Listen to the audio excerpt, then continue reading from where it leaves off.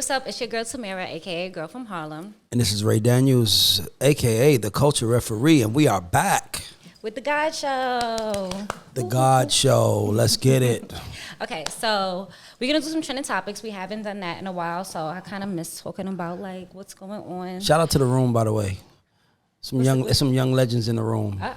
Camera can't see, but there's some young legends in the room. These dudes are gonna be running shit. Yeah, you look very inspired by them today. Really? Yes. I hope I inspire them, but they inspire me for sure. Stay inspired. Let's get it. Anyway, so Taylor Swift took over the billboards this week, right? Incredible. Is it real though? Like, I think Yes. that's like impossible. It's not impossible. Okay, so let's talk about it first. So she dropped her album, 20 songs made it onto the Hot 100, with all top 10 being all songs from her album. She's Incredible. the first person to ever do something like this.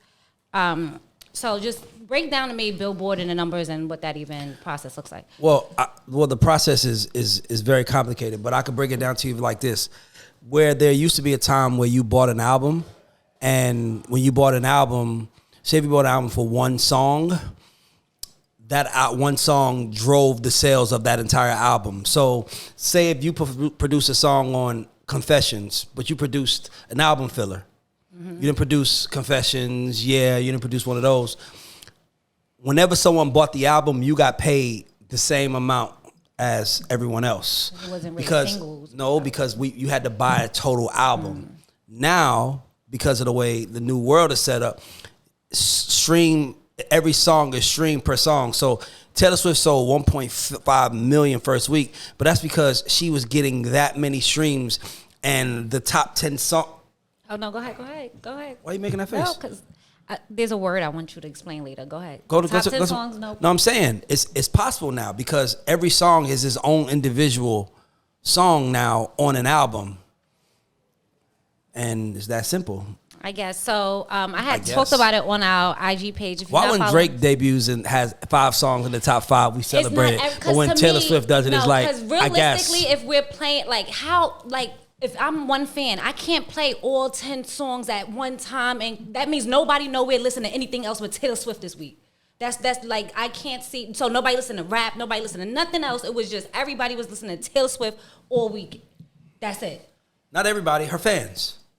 How many fans she got? That's the whole crazy part about it. Man. She showed you, like, Taylor Swift has a cult following, and she knows how to activate them.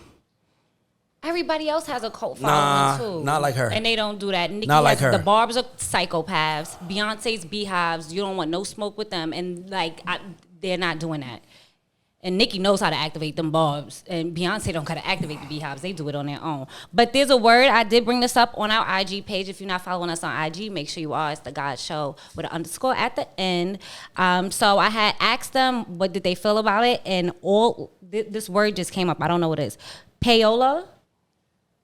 Why you got that face? I can see through the shades.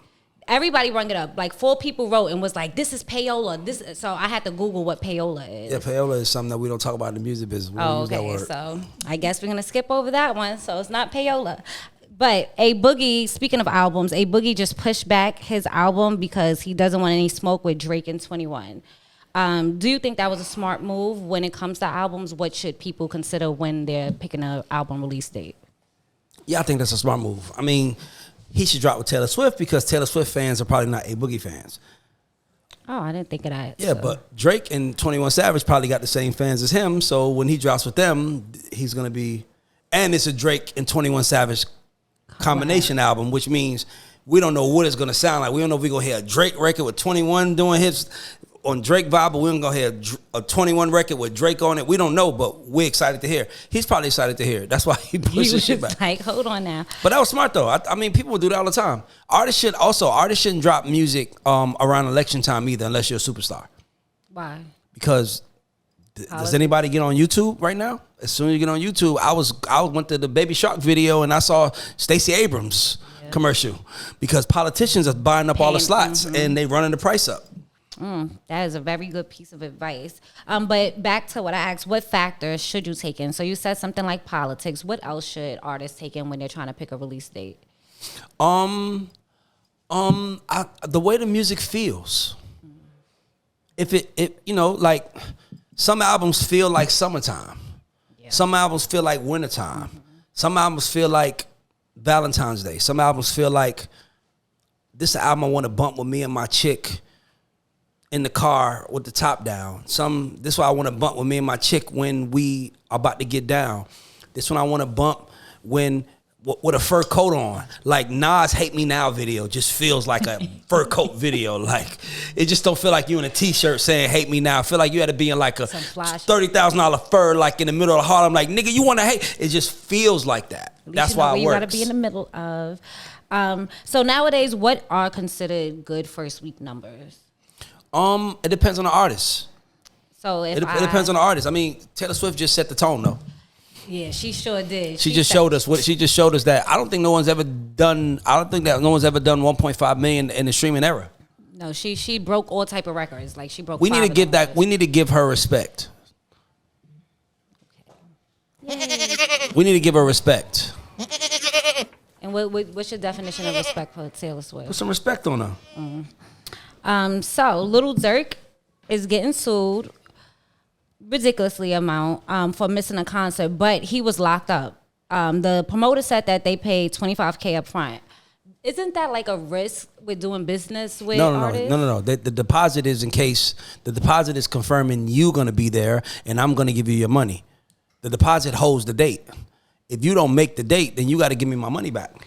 I agree. Okay, so I would give you the $25,000 back. Don't forget how much money he lost. And you can't do nothing stupid. It's like, let's say Tamira is like, you're getting married June 1st. Mm-hmm. That's your wedding day. You want Ray to sing at your wedding. June 1st, I'm getting married. You better be there singing. You booked me, what's today's date? November 1st. You booked me November 1st to sing at your wedding June 1st.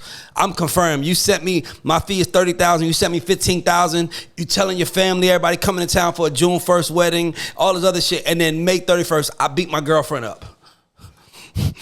On some domestic, how do you feel? Do you want your $15,000 back you gave me, or do you want some kind of reparation for telling everybody Ray is going to be singing at my wedding?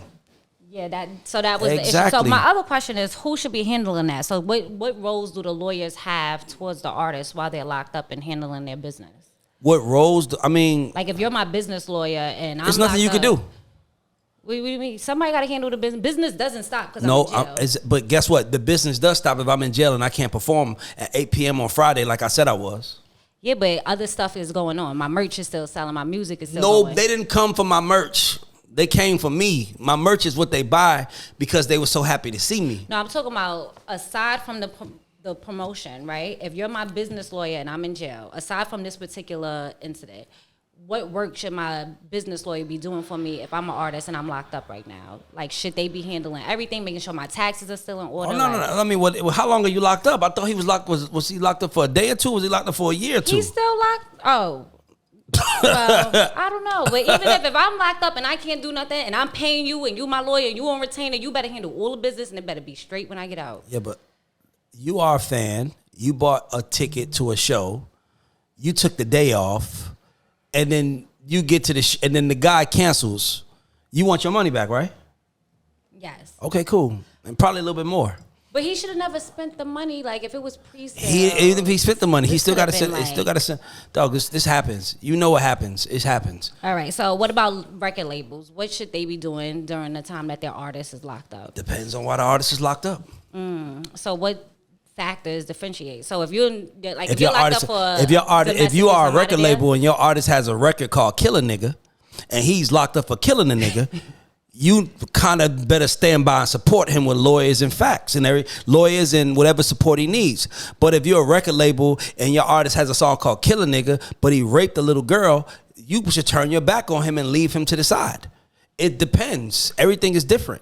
Because you were supporting him when he was playing that type of music out. So like we gotta stop. We gotta stop saying protect black art so much and start saying protect black people. Because black art don't make money for nobody but black artists and people that put the money behind them. But black art can hurt black people. Well, I was gonna ask you about the protect. And I say that sincerely as a black man who has signed people. But I'm with all protected. But you know, if you're gonna say protect black art, then we also need to say protect black people. because some of the black art that's being made is destroying black people. And I don't see nobody saying protect black people. Let's do that too. That's just my opinion, by the way. I love all music, by the way, but I'm just saying, like, responsibility is a must, especially coming fresh off of Takeoff being murdered last night. Like, this shit is real life for us. Like, hip hop is a way of life for us. When somebody makes a song about something, as much as you want to make money off of it, that artist better be. We are from the hood. We understand, like, if an artist makes a record saying he did some gangster shit, he better back it up. Am I right or wrong? Okay, cool. Exactly. You can't say you can't graduate Harvard and be from the suburbs and make a song about gangster shit in black music. We ain't gonna say that's black art. We gonna say he's perpetrating, right? Facts. Okay, then cool. So just to talk about the Protect Black Art movement, because I did have that down here. That was more about talking about should rappers' lyrics be used against them in court. How do you feel about that? I'm conflicted on there because one of my favorite records that I've ever heard was 8Ball and MJG Armed Robbery, and they were armed robbery. Like, but you think it's over, but I ain't, because I can't get caught by authority. Like, they was rapping about robbing people, but that was entertainment. But if 8Ball and MJG really did the armed robbery and they rapped about it, at that moment I don't really know how to feel. Like, but hip-hop is weird, we say that's my point. We say protect. We say hip hop is protected, but you can't do it and then talk about it because you're snitching on yourself. Yeah, am I right? But then you also want to be real with your audience, right? So, like, you were the one who told me one of the reasons why Thugger had such a successful career and had the fans that he had is because he was genuine about who he was. Yeah. So how do you stay genuine, but also, like, I guess not self-snitch? Like, well, not tell it all. I don't know. That, to me, that's a hard one. To me, that's a hard one because to me, it's like you want to be honest, but then you got to also be smart. And that's the best way I would say it. You know what I'm saying? Like, I've never heard a rapper do a song and thought to myself, did he really do this? Now, did I think to myself, was he capable of doing this? Maybe. You probably feel like that. Did I think to myself, does he know someone who did do this? Like, one of my favorite groups is Dayton Family, the Dayton Family. They got a song called FBI. I really thought when he said, bringing me indictment papers, eating on my grandmama's spoon, jail ain't never scared me none. Like, he was talking about killing FBI agents. But he clearly never did that. I don't know if they did. I don't know. I know one of them got locked up, and I heard it was for something. But my point is that it is freedom, but there is a fine line that we have to discuss. There is a freedom of speech, but there's a responsibility of speech also. Oh, I like that. That's all I'm saying.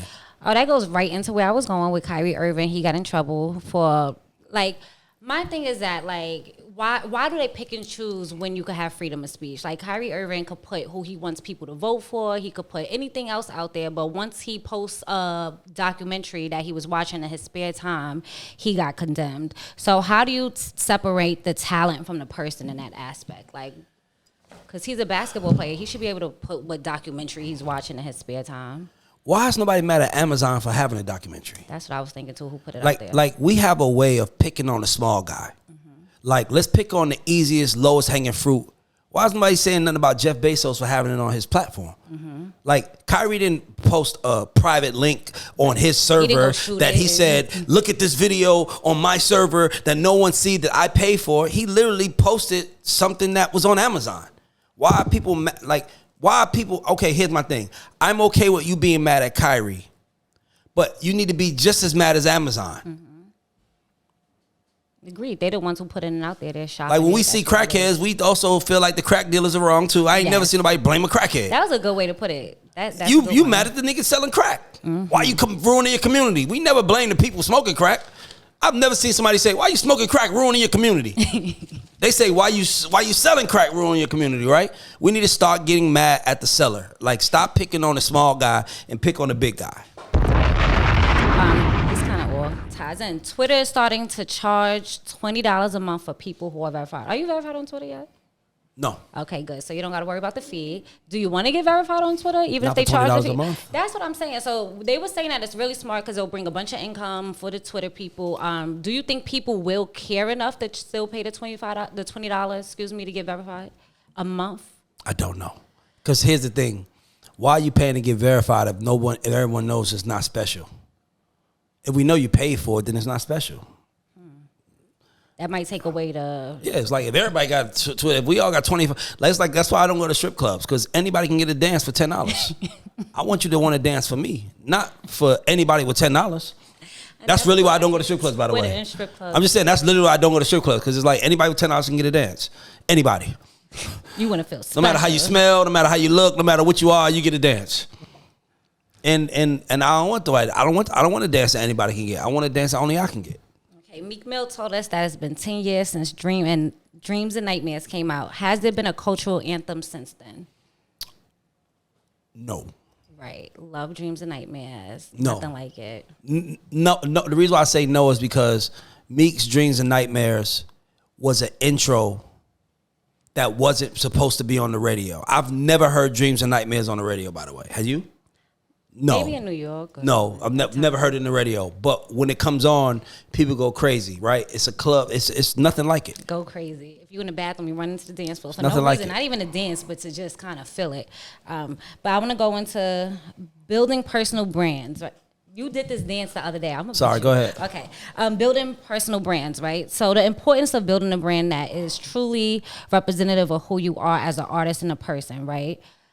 If I start off as an artist and I kind of have this brand, let's say I start off gothic, but I want to change, I want to develop, I want to go into something new. How do I stay true to the fans that stay down with me while still trying to try something new?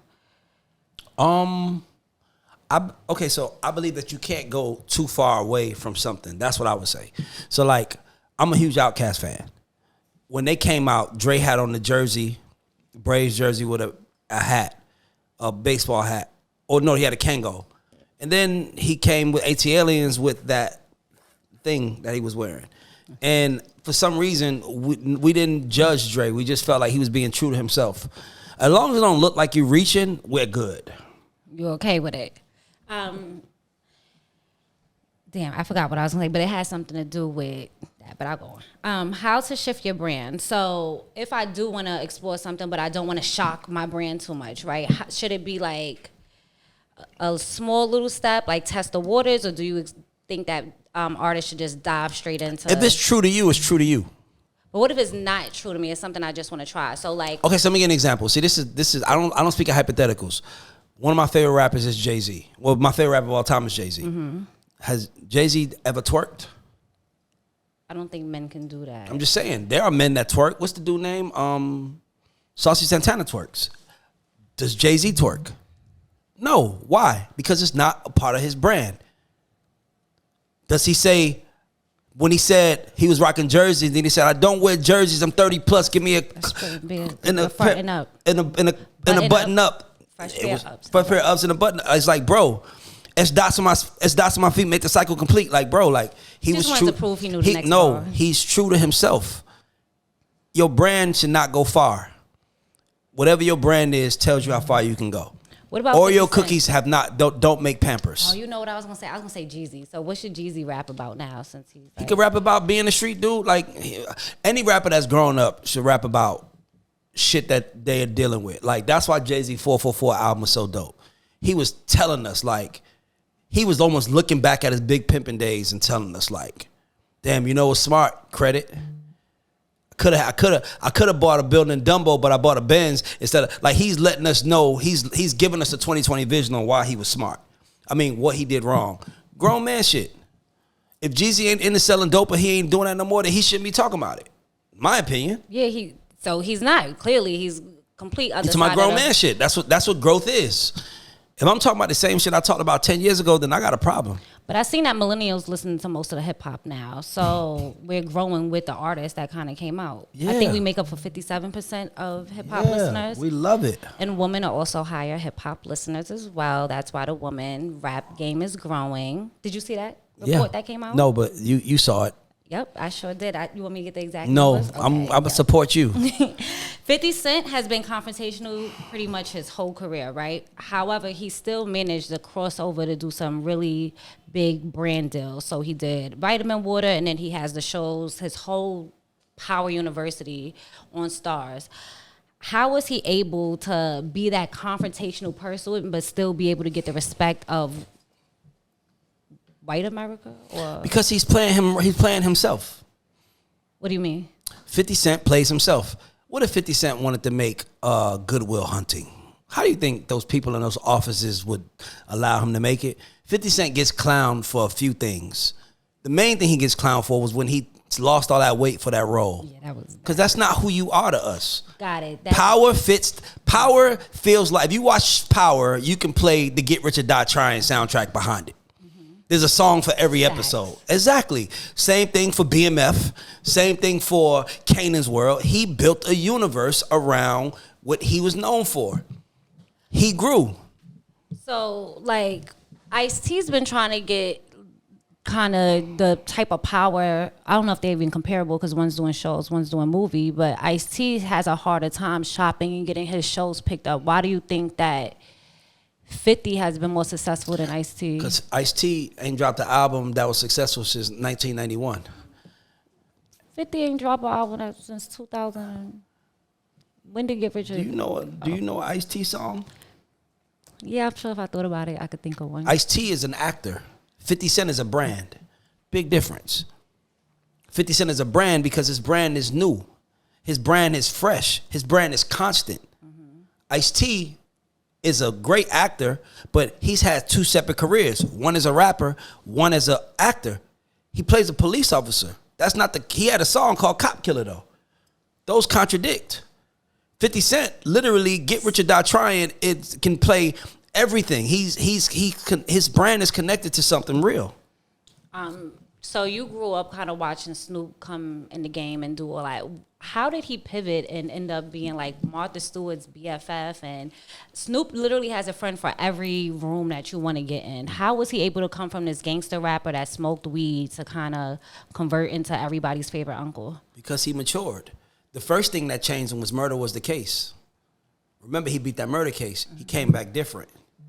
Then he left Death Row and then he went to No Limit. We've seen Snoop go through ups and downs to the point where, like, dog, the greatest thing that can happen to anybody in this room, I'm in the room with some young, smart brothers.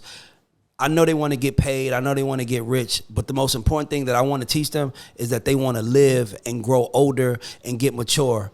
The goal, the idea is to be the goal, not competition, right?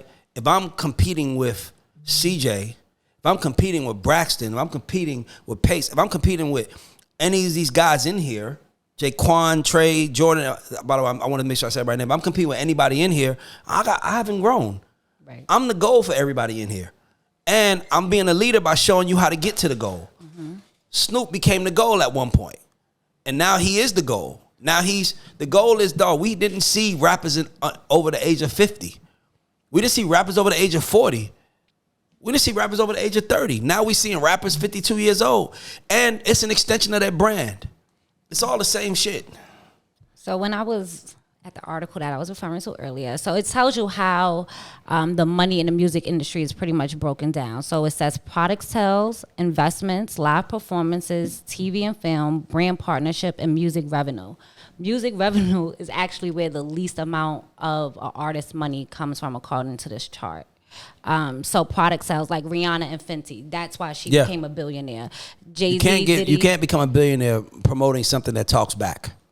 What do you mean by talks back? Famous story. I was meeting with a very powerful CEO, and he said, if you want to become really rich, get you something that don't talk back. He said, that artist that you just signed, they can tell you they don't want to do that. That product I just made, it does what I tell it to do. I was so. It doesn't talk back. I like that. So yeah, like Delion's not gonna tell Diddy, I don't want to show up. Ciroc ain't never went on record and said Diddy fuck me, but Mace has. You feel what I'm trying to say? Like you get you something that don't talk back. If you want to really get rich, you can do what you want with it. That's really good advice. When it comes to branding and music, right? Is the brand the music or is the music the brand? thought that Brand is, say that again. Ask again. is the brand the music or is the music the brand? So, for instance, if I'm Saucy Santana, he kind of had his own brand before he started making music. So, do you make your music based off your brand, or do you Yes. kind of change your brand based No. off your music? If you change your brand based on your music, you ain't real. And you want to be real. You got to be real. Authentic is necessary to be successful. Amen. I like that. So, in closing, I want you to tell me an artist whose brand took them. Don't say what I told you earlier, because you better not steal mine. I don't remember what you said. Okay, an artist whose brand took them further than their music did. An artist whose brand took them further than their music did. Will Smith. You always get something I didn't even think about. No, Will Smith is a great one. Who else? An artist. It's a lot of them. I mean, it's a guy. I think his name is Jimmy Buffett. He has a song called Margaritaville, and he took that one song and turned it into $1 billion business. I mean, 50 Cent. His brand took him further. Everything is on brand. I think that brand is everything. Rihanna hasn't let out music, and well, she just released. Rihanna just went far. I mean, dog, Jay-Z and Puff and Rihanna and Ye and all those guys, they didn't become filthy quadruple rich until they start selling products. They sold products within the brand. Yeah, so they have Puff's brand was party, fun. He sold fly. He sold clothes that we wore to the club. Mm-hmm. He sold the liquor that we drunk in the club. Mm-hmm. And he also sold us smell good for when we was walking around the club trying to get on something. And the music we was dancing to. And the music we was dancing to. That is the brand. That's good. I never looked at that. Did he actually hit all those points? Yeah, so the biggest ones were Rihanna, of course, with Fenty, Diddy with Ciroc, Jay-Z with the partnership with Moet, I believe he has, Dr. Dre, and Yeezy. As far as music revenues, Birdman is actually at the top for music streaming. Birdman, NBA YoungBoy, and Polo G. Yeah. Nice. So I thought that was really cool. But it was a really good breakdown of the way that people can. So Nas was up there because he invested in the Ring doorbell. So artists, you don't have to just put out music. There's other things you could do. You could do brand partnerships, TV and film, live performances, investing, and product sales. So that is my advice for you guys today. You got anything to say to the people before we go? Invest in your brand. Focus on your brand. The rest will follow. Stop chasing the audience. Focus on your brand. It was something I really wanted to stress too that was important, but I forgot. I remember for the next show. No, for real, because it was something that I really had to get off my chest today, but I can't remember it now. Rest in peace to Takeoff. Like, for real. Like, that man didn't even make it to the age of 30. Like, black men, we got to start thinking before we react. Because one reaction can change many lives and the trajectory of many lives. Drop the ego, leave the ego at home.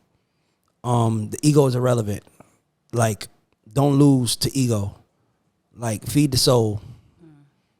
Starve the ego. I like that. Feed the soul, starve the ego. Praise and love to Quality Control. Thank you guys for tuning in. We'll see you next week. Bet.